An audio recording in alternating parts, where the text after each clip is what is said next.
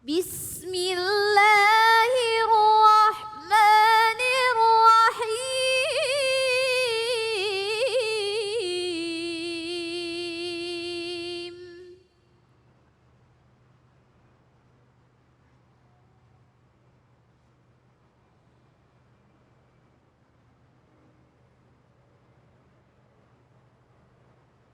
والذين آمنوا وعملوا الصالحات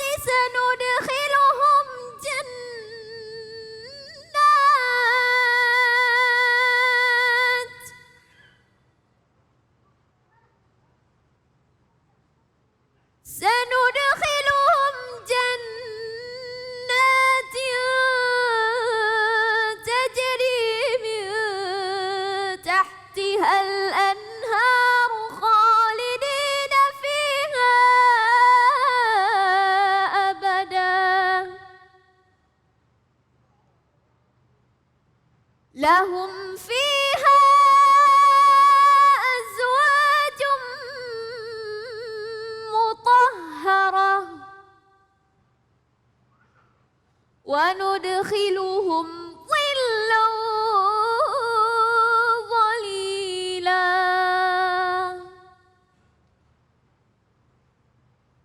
صدق الله العظيم.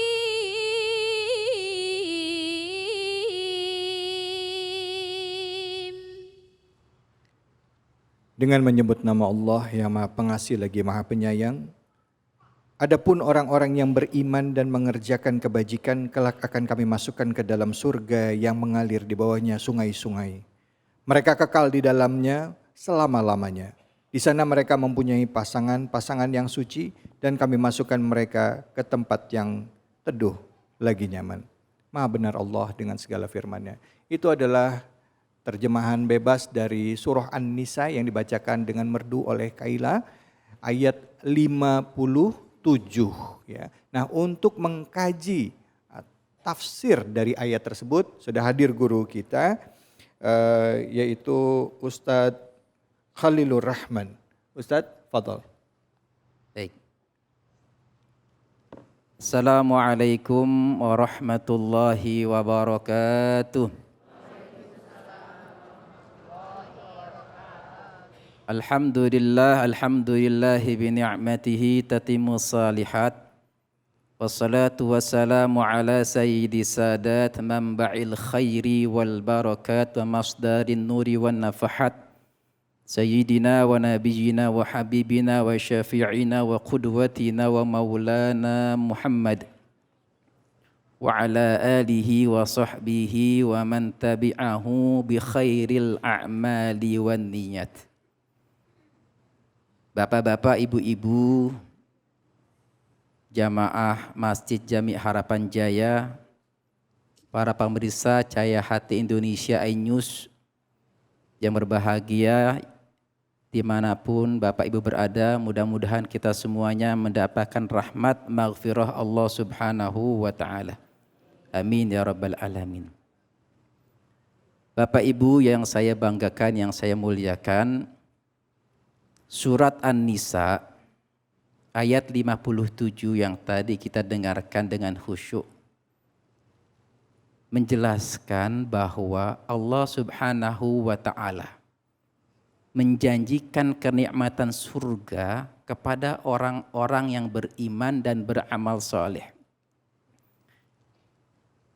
Innal ladzina amanu wa 'amilus salihati sanudkhiluhum jannatin tajri min tahtihal anharu khalidina fiha abada. Begitu rahimnya Allah Subhanahu wa Ta'ala kepada hamba-hambanya, Allah memberikan bocoran kepada kita. Ibarat kita ujian Bapak Ibu sekalian, kalau kita waktu sekolah SD atau madrasah ibtidaiyah atau SMP, dikasih bocoran besok ujian yang keluar tentang hal-hal yang membatalkan wudu. Enak nggak? Bapak enak nggak Pak? Ujian misalkan pelajaran Pancasila. Besok yang keluar penjelasan ayat atau butir pertama dari Pancasila tentang ketuhanan yang Maha Esa. Dikasih bocoran. Kira-kira enak gak Pak? Tentu jawaban kita akan benar. Selamat dari kegagalan tidak lulus. Betul gak? Nah Allah Subhanahu wa ta'ala begitu rahman rahimnya memberikan bocoran kepada kita. Kalau kita mau masuk surga Allah Subhanahu wa ta'ala kuncinya 2. Amanu wa amilus salihat. Beriman dan beramal saleh. Nah, dalam tafsir dijelaskan apa yang dimaksud amanu. Beriman. Beriman kepada siapa? Amana billah wa rusulihi. Rukun iman itu, Pak. Percaya kepada Allah, yakin kepada Allah, percaya kepada baginda Rasulullah, wa ma unzila ilaihi, apa yang Allah turunkan dan apa yang disampaikan oleh baginda Rasulullah sallallahu alaihi wasallam sebagai suatu kebenaran. Jadi keyakinan itu, iman itu di hati.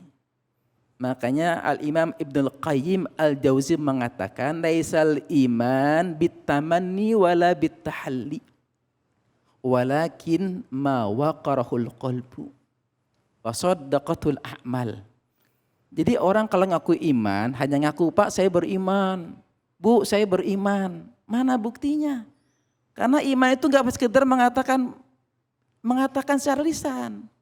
Hanya dengan kita pakai aksesoris menyatakan bahwa pakai baju yang pakai jilbab yang panjang, pakai sarung, pakai serban. Hanya perhiasan aja, bukan itu. Tetapi ma waqara fi qalbi, apa yang nancep di hati. Kita yakin dalam masalah rezeki misalkan, kita yakin Allah yang atur semuanya. Masalah kematian, Allah yang atur semuanya. Masalah jodoh, Allah yang atur semuanya. Nggak usah berdukun, Bu, Bapak Ibu sekalian. Orang-orang yang masih berdukun untuk mencari rezeki, mencari jodoh, itu imannya nggak mantep. Itu malah justru penyebab su'ul kha. Padahal yang kita pengen adalah mati dalam keadaan husnul kha. Kan cara mati cuma 2. Ada husnul khatimah, ada su'ul khatimah. Tadi kan sudah saya jelaskan. Penyebab kematian itu kan banyak itu. Makanya ada kitab Mantufiya minal ulama wa huwa sajidun. Ada kitab Pak menerangkan orang-orang tokoh-tokoh dari ulama Bang David yang meninggal dalam keadaan sujud. Di sana banyak tuh kita. Di antaranya Al-Imam Abu Hanifah meninggal dalam keadaan sujud. Ada Al-Imam Al-Junaid bin Muhammad Al-Junaid Al-Qawariri meninggal setelah selesai hatam Quran. Saya merinding Bu, ya Allah. Selesai baca Quran, dia baca lagi surah Al-Baqarah, dapat 70 ayat. Meninggal dunia, dipanggil Allah Subhanahu wa ta'ala. Ada lagi Al-Imam Al-Kasani meninggal ketika dia baca ayat Al-Quran. A'udzu billahi minasyaitonir rajim. Bismillahirrahmanirrahim. Yuthabbitullahu alladhina bil qawli tsabiti fil hayati dunya fil akhirah. Surat apa Bu? Ingat? Surat apa? Surat Ibrahim. Ayat berapa? Nanti cari ya. Surat Ibrahim itu. Jadi ketika selesai baca itu meninggal dunia. Ada lagi orang yang ketika khutbah meninggal dunia. Kemarin yang viral itu ustazah yang ketika ustazah siapa yang di Masjid Matraman itu, Masjid Abdul Syafi'i, lagi baca tahlil, zikir meninggal dunia. Ada yang selesai, ada yang menunggu waktu sholat. Ketika selesai sholat sunnah qobliyah, menunggu iqamah meninggal dunia. Ada lagi yang selesai pimpin tahlil meninggal dunia. Ada yang baru mengucapkan kalimat la ilaha illallah meninggal dunia. Itu semuanya itu min alamati husnul khatimah. Makanya di sana dalam kitab Mantufina minal ulama wa sajidun, alamat asbab husnul khatimah kalau mau adalah at-ta'ah al-hayah ala ta'atillah. Kalau kita mau meninggal dalam keadaan husnul khotimah, senantiasa taat kepada Allah. Dan tadi, al-iman, at-tasrih bil iman lillah wa rasulih. Imannya benar. Tadi itu enggak menggantungkan kepada orang lain, kepada benda, bahwa akik supaya laku dagangan. Padahal min alamat husnul khatimah at-tasdiq bil iman lillah wa rasulih. Imannya benar kepada Allah, yakin total semuanya pasrah kepada Allah. Makanya cucu baginda Rasulullah Sallallahu Alaihi Wasallam ini termasuk iman ya, iman ini. Yang kadang-kadang kita itu menggantungkan kepada orang lain terlalu tinggi, Bang David. Misalkan kita belum dapat gajian, kadang kita sangat berharap kepada pimpinan kita gajian segera dibayarkan. Kenapa kita tidak minta kepada Allah dulu gitu loh. Karena suatu ketika kisah Hasan bin Ali bin Abi Thalib, kan setiap bulan dapat kiriman dari Muawiyah bin Abi Sufyan. Karena Muawiyah saat itu adalah penguasa Bani Umayyah. Ya. Dapat kiriman tiap bulan itu. Tapi suatu ketika lebih dari hampir satu bulan lebih kok nggak ada kiriman. Hampir Hasan bin Ali bin Abi Thalib radhiyallahu an menulis surat untuk mengirim surat kepada Muawiyah sebagai penguasa saat itu. Kalau bahasa kita, ayo dong kirimin dong nih gitu kan. Barang lu kan tiap bulan dikirimin ke sini. Atau gaji kirimin ke sini, kok gak dikirim-kirimin gitu kan. Kalau bahasa kita gitu. Mau nulis surat. Malamnya mimpi ketemu kakeknya, ketemu engkongnya. Baginda Rasulullah Sallallahu Alaihi Wasallam. Ditegur, wahai Hasan. Kenapa engkau meminta kepada manusia, tidak minta kepada Allah Subhanahu Wa Taala? Ditegur oleh baginda Rasulullah, jangan menggantungkan kepada manusia. Karena kalau kita menggantungkan kepada manusia yang ada sakitnya tuh di sini. Gak dikirim, tuh kita sakit hati dong kalau manusia. Makanya baginda Rasul mengajarkan doa, Allahumma qdhif fi qalbi raja'ak waqta' raja'i amman siwak hatta la arjuwa ahadan ghairak. Apa doanya Bu? Baca doanya tuh. Jadi supaya kita itu gak menggantungkan pada orang lain. Allahumma qdhif fi qalbi raja'ak. Ya Allah, tanamkan di hatiku ini hanya kepadamu harapanku ya Allah. Waqta raja'i amman siwak, putus harapan kepada orang lain. Jangan tanamkan harapan saya kepada orang lain gitu. Hatta la arjuwa ahdan ghairak, sehingga aku tidak mengharap kecuali hanya kepadamu ya Allah.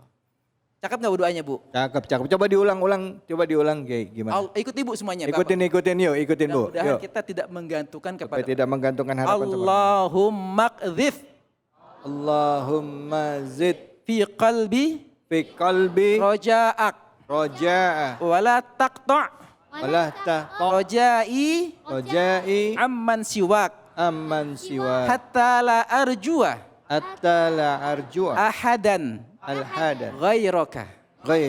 Tuh, dibaca Bu. Insya Allah kita tuh nggak ada mengharap kepada orang lain, hanya kepada Allah Subhanahu wa Ta'ala. Artinya Ustaz, artinya. Ya Allah, tanamkanlah. Ya Allah, tanamkanlah. Harapanku hanya kepadamu. Janganlah. Putuskanlah. Harapanku pada selainmu. Tanamkanlah kemantapan hatiku padamu sehingga saya tidak berharap selain kepadamu. Masya Allah. Allahu Akbar. Jadi itu kuncinya. Jadi amanu itu iman kepada Allah, kepada Rasulullah yang mantap itu. Ya ada sedikit pun guncangan di hati kita minta bantuan kepada orang lain. Bukan berarti tidak boleh, cuman gantungan kita sandarkan asa kita hanya kepada Allah. Kepada Rasulullah pun seperti itu. Yakin apa yang disampaikan baginda Rasulullah melalui hadis-hadisnya itu benar apa adanya. Seperti tadi kafa bil mauti wa'idha, ambillah kematian sebagai nasihat. Banyak hadis baginda Rasulullah yang kita harus yakin bahwa itu benar apa yang dikatakan Rasulullah Sallallahu Alaihi Wasallam. Karena Al-Quran sudah menegaskan wa ma yantiqu 'anil hawa in huwa illa wahyu. Yang keluar dari lisan baginda Rasul bukan nafsu, bukan keinginan, tapi itu wahyu dari Allah Subhanahu wa taala. Masya Demikian Allah. mudah-mudahan. Assalamualaikum warahmatullahi wabarakatuh. Waalaikumsalam warahmatullahi wabarakatuh. Bagaimana Ibu, jelas? Jelas? Alhamdulillah. Baik, Bapak-bapak, Ibu-ibu, saudara-saudaraku, pemirsa iNews dimanapun saja Anda berada. Tadi kita sama-sama sudah mendengarkan penjelasan tafsir dari surah An-Nisa ayat 57 bersama dengan guru kita, yaitu Ustadz Khalilur Rahman, yang beliau ini juga seorang pengajar dari perguruan tinggi PTIA ya. STAI, mohon maaf. STAI Al-Aqidah Al-Hasimiyah yang ada di Kayu Manis ya. Jadi belajarnya benar nih Bu, ya nggak sembarang belajar. Baik, insya Allah mudah-mudahan apa yang dapatkan tadi bermanfaat buat kita semua. Habis ini kita mau ngaji tafsir surah Al-A'raf. Jangan kemana-mana, hanya di sini di Cahaya Hati Indonesia.